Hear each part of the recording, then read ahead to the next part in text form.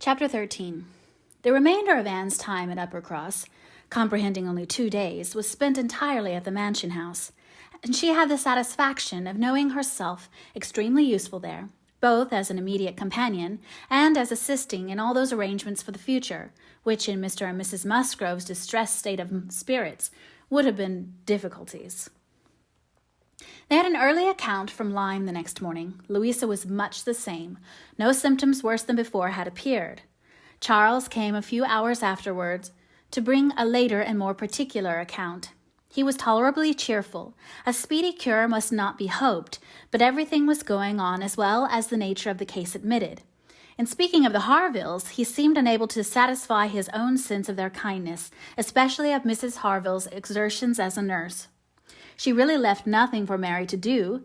He and Mary had been persuaded to go early to their inn last night. Mary had been hysterical again this morning. When he came away, she was going to walk out with Captain Benwick, which he hoped would do her good. He almost wished she had been prevailed on to come home the day before, but the truth was that Mrs. Harville left nothing for anybody to do. Charles was returned to Lyme the same afternoon, and his father had at first half a mind to go with him, but the ladies could not consent. It would be going on to multiply trouble to the others and increase his own distress, and a much better scheme followed and was acted upon. A chaise was sent for from Crewkirk, and Charles conveyed back a far more useful person in the old nursery maid of the family, one who, having brought up all the children and seen the very last, the lingering and long-petted Master Harry, sent to school after his brothers, was now living in her deserted nursery to mend stockings and dress all the blains and bruises she could get near her, and who consequently was only too happy in being allowed to go and help nurse dear Miss Louisa. Vague wishes of getting Sarah thither had occurred before to Mrs. Musgrove and Henrietta, but without Anne, it would hardly have been resolved on and found practicable so soon. They were indebted the next day to Charles Hayter for all the minute knowledge of Louisa, which it was so essential to obtain every 24 hours. He made it his business to go to Lyme, and his account was still encouraging. The intervals of sense and consciousness were believed to be stronger. Every report agreed in Captain Wentworth's appearing fixed in Lyme. Anne was to leave them on the morrow, an event which they all dreaded. What should they do without her? They were wretched comforters for one another. And so much was said in this way that Anne thought she could not do better than impart among them the general inclination to which she was privy, and persuaded them all to go to Lyme at once. She had little difficulty. It was soon determined that they would go tomorrow, fix themselves at the inn, or get into lodgings as it suited, and there remain till dear Louisa could be moved. They must be taking off some trouble from the good people she was with. They might at least relieve Mrs. Harville from the care of her own children, and in short they were so happy in the decision that Anne was delighted with what she had done, and felt that she could not spend her last morning at Uppercross better than in assisting their preparations and sending them off at an early hour, though her being left to the solitary range of the house was the consequence. She was the last, excepting the little boys at the cottage. She was the very last, the only remaining one of all that had filled and animated both houses, of all that had given Uppercross its cheerful character. A few days had made a change indeed. If Louisa recovered, it would all be well again. More than former happiness would be restored. There could not be a doubt to her mind, there was none, of what would follow her recovery. A few months since, and the room now so deserted, occupied but by her silent, pensive self, might be filled again with all that was happy and gay, all that was glowing and bright and prosperous love, all that was most unlike Anne Elliot. An hour's complete leisure for such reflections as these, on a dark November day, a small, thick rain almost blotting out the very few objects ever to be discerned from the windows, was enough to make the sound of Lady Russell's carriage exceedingly welcome, and yet, though desirous to be gone, she could not quit the mansion house, or look an adieu to the cottage with its black, dripping, and comfortless veranda, or even notice through the misty glasses the last humble tenements of the village without a saddened heart. Scenes had passed in Uppercross which made it precious. It stood the record of many sensations of pain, once severe, but now softened, and of some instances of relenting feeling, some breathings of friendship and reconciliation which could never be looked for again, and which could never cease to be dear. She left it all behind her, all but the recollection that such things had been. Anne had never entered Kellynch since her quitting Lady Russell's house in September. It had not been necessary, and the few occasions of its being possible for her to go to the Hall she had contrived to evade and escape from. Her first return was to resume her place in the modern and elegant apartments of the lodge, and to gladden the eyes of its mistress. There was some anxiety mixed with Lady Russell's joy in meeting her.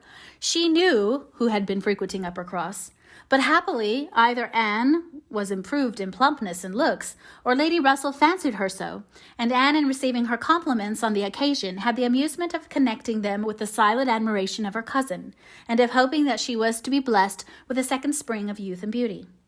When they came to converse, she was soon sensible of some mental change, the subjects of which her heart had been full on leaving Kellynch, and which she had felt slighted and been compelled to smother among the Musgroves, were now become but of secondary interest. She had lately lost sight even of her father and sister in Bath. Their concerns had been sunk under those of Uppercross, and when Lady Russell reverted to their former hopes and fears, and spoke her satisfaction in the house in Camden Place, which had been taken, and her regret that Mrs. Clay should still be with them, Anne would have been ashamed to have it known how much more she was thinking of Lyme and Louisa Musgrove and all her acquaintance there. How much more interesting to her was the home and the friendship of the Harvilles and Captain Benwick than her own father's house in Camden Place, or her own sister's intimacy with Mrs. Clay. She was actually forced to exert herself to meet Lady Russell with anything like the appearance of equal solicitude on topics which had by nature the first claim on her. There was a little awkwardness at first in their discourse on another subject. They must speak of the accident at Lyme. Lady Russell had not been arrived 5 minutes the day before when a full account of the whole had burst on her.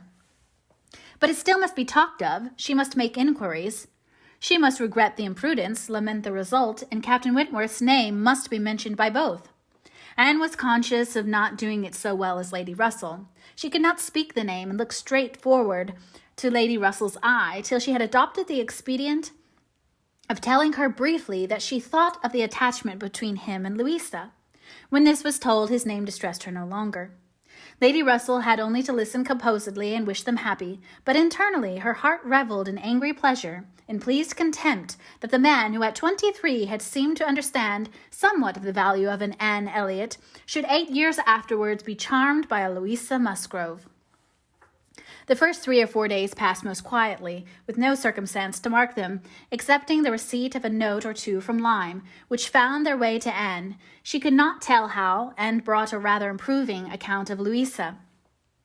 At the end of that period, Lady Russell's politeness could repose no longer, and the fainter self-threatenings of the past became in decided tone. "I must call on Mrs. Croft. I really must call upon her soon. Anne, have you courage to go with me and pay a visit in that house? It will be some trial to us both." Anne did not shrink from it. On the contrary, she truly felt as she said in observing, "I think you are very likely to suffer the most of the two. Your feelings are less reconciled to the change than mine. By remaining in the neighborhood, I am become inured to it." She could have said more on the subject, for she had, in fact, so high an opinion of the Crofts, and considered her father so very fortunate in his tenants, felt the parish to be so sure of a good example, and the poor of the best attention and relief, that however sorry and ashamed for the necessity of the removal, she could not but in conscience feel that they were gone who deserved not to stay, and that Kellynch Hall had passed into better hands than its owners. These convictions must unquestionably have their own pain, and severe was its kind. But they precluded that pain which Lady Russell would suffer in entering the house again and returning through the well-known apartments. In such moments, Anne had no power of saying to herself, "These rooms ought to belong only to us. Oh, how fallen in their destination, how unworthily occupied, an ancient family to be so driven away, strangers filling their place." No, except when she thought of her mother and remembered where she had been used to sit and preside, she had no sigh of that description to heave. Mrs. Croft always met her with a kindness which gave her the pleasure of fancying herself a favorite, and on the present occasion, receiving her in that house, there was particular attention. The sad accident at Lyme was soon the prevailing topic, and on comparing their latest accounts of the invalid, it appeared that each lady dated her intelligence from the same hour of yestermorn. That Captain Wentworth had been in Kellynch yesterday, the first time since the accident, had brought Anne the last note which she had not been able to trace the exact steps of, had stayed a few hours and then returned again to Lyme, and without any present intention of quitting it any more. He had inquired after her, she found particularly, had expressed his hope of Miss Elliot's not being in the worse for her exertions, and had spoken of those exertions as great. This was handsome and gave her more pleasure than almost anything else could have done.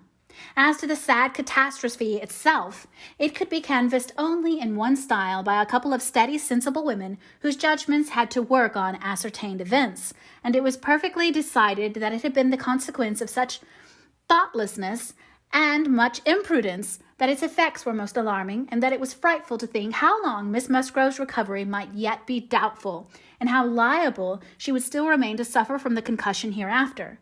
The Admiral wound it up summarily by exclaiming, "Aye, a very bad business indeed. A new sort of way this, for a young fellow to be making love, by breaking his mistress's head, is not it, Miss Elliot? This is breaking a head and giving a plaster, truly." Admiral Croft's manner was not quite of the tone to suit Lady Russell, but they delighted Anne. His goodness of heart and simplicity of character were irresistible. "Now, this must be very bad for you," said he, suddenly rousing from a little reverie, "to be coming and finding us here. I had not recollected it before, I declare, but it must be very bad. But now, do not stand upon ceremony. Get up and go over all the rooms in the house, if you like it." "Another time, sir. I thank you. Not now." "Well, whenever it suits you, you can slip in from the shrubbery at any time, and there you will find we keep our umbrellas hanging up by that door. A good place, is it not? But," checking himself, "you will not think it as good a place, for yours were always kept in the butler's room. Aye, so it always is, I believe. One man's ways may be as good as another's, but we all like our own best. And so you must judge for yourself whether it would be better for you to go about the house or not." Anne, finding she must decline it, did so very gratefully.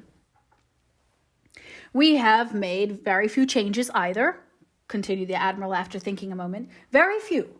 We told you about the laundry door at Uppercross. That has been a very great improvement. The wonder was how any family upon earth could bear with the inconvenience of its opening as it did so long. You will tell Sir Walter what we have done, and that Mr. Shepherd thinks it is the greatest improvement that house ever had. Indeed, I must do ourselves the justice to say that the few alterations we have made have been all very much for the better. My wife should have the credit of them, however. I have done very little besides sending away some of the large looking-glasses from my dressing-room, which were your father's. A very good and very much the gentleman, I am sure, but I should think, Miss Elliot," looking with serious reflection, "I should think he must be rather a dressy man for his time of life. Such a number of looking-glasses, oh Lord! There was no getting away from oneself. So I got Sophie to lend me a hand, and we soon shifted their quarters, and now I am quite snug with my little shaving-glass in one corner, and another great thing that I have never go near." Anne, amused in spite of herself, was rather distressed for an answer, and the Admiral, fearing he might have been civil enough, took up the subject again to say, "The next time you write to your good father, Miss Elliot, pray give him my compliments and Mrs. Croft's. We say that we are settled here quite to our liking, and have no fault at all to find with the place. The breakfast-room chimney smokes a little, I grant you, but it is only when the wind is due north and blows hard, which may not happen 3 times a winter. And take it altogether, now that we have been into most of the houses hereabouts and can judge, there is not one that we like better than this. Pray say so, with my compliments. He will be glad to hear it." Lady Russell and Mrs. Croft were very well pleased with each other, but the acquaintance which this visit began was fated not to proceed far at present. For when it was returned, the Crofts announced themselves to be going away for a few weeks, to visit their connections in the north of the country, and probably might not be at home again before Lady Russell would be removing to Bath. So ended all danger to Anne of meeting Captain Wentworth at Kellynch Hall, or of seeing him in company with her friend. Everything was safe enough, and she smiled over the many anxious feelings she had wasted on the subject.